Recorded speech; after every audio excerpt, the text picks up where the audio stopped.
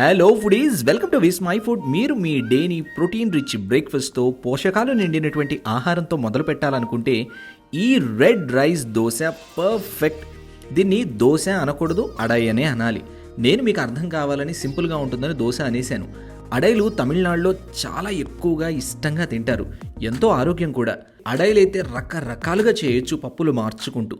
నేను చేస్తున్న ఈ red rice adai full of fibre and protein rich, చాలా టేస్టీగా ఉంటుంది. Let's start.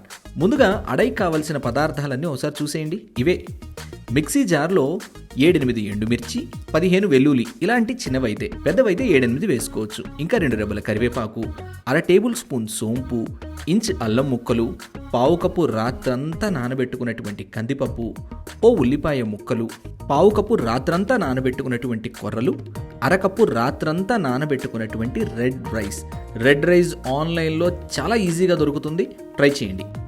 ఎన్నో బెనిఫిట్స్ ఉన్నాయండి రెడ్ రైస్తో. రెడ్ రైస్ డయాబెటీస్ని, కొలెస్ట్రాల్ని చాలా బాగా కంట్రోల్ చేస్తుంది. ఇంకా ఇందులో రుచికి సరిపడా ఉప్పు వేసి, సన్నని రవ్వ వేసినటువంటి ఇడ్లీ పిండి ఉంటుంది కదా, అలా గ్రైండ్ చేసుకోవచ్చు. లేదా మెత్తగా దోశల పిండి మాదిరి గ్రైండ్ చేసుకోవచ్చు. సాధారణంగా అడైల పిండి అంటే కాస్త రవ్వగా ఉండాలి. అలా ఉంటేనే అడై తింటున్నప్పుడు ఆ క్రంచ్ తగులుతుంది. ఈ రెడ్ రైస్ అడై మీకు మధురై, ట్రిచి, ఈరోడ్, కోయంబత్తూరు వైపు చాలా ఎక్కువగా చేస్తుంటారు. చూడండి, పిండి చిక్కగా అనిపిస్తోంది కదా. దీన్ని అట్టుపిండి మాదిరి కాస్త పలుచన చేసుకోండి.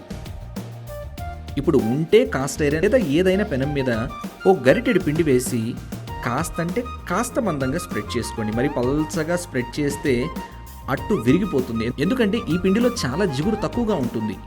అప్పుడు అంచుల వెంట ఉంటే 1/2 టేబుల్ స్పూన్ల నువ్వుల నూనె వేసుకోండి, చాలా బాగుంటుంది. లేదా నెయ్యి వేసినా బాగుంటుంది.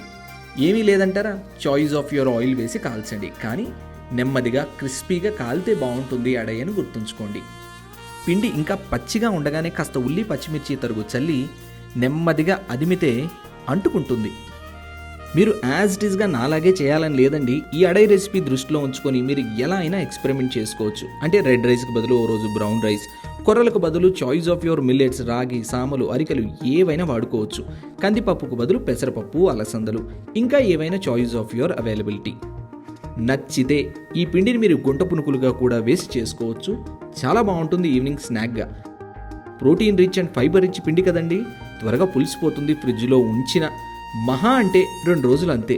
అడైని 2 వైపులా ఎర్రగా కాల్చి వేడివేడిగా చట్నీ, సాంబార్ పొడి దేంతో అయినా సర్వ్ చేయాలి. కానీ వేడి మీద తింటేనే రుచిగా ఉంటుందని గుర్తుంచుకోండి. ఏంటి, నచ్చిందా healthy and tasty red rice adai? మీరు తప్పక ట్రై చేసి మీకు ఎలా కుదిరిందో ఖచ్చితంగా ఆ పిక్ని నాతో విస్మై ఫుడ్ ఇన్స్టాగ్రామ్ని ఫాలో అవుతూ ట్యాగ్ చేయండి. అలాగే డీటెయిల్డ్గా రెసిపీని చదువుకుంటూ చేయడానికి vismyfood.com వెబ్సైట్ ఉందని గుర్తుంచుకోండి.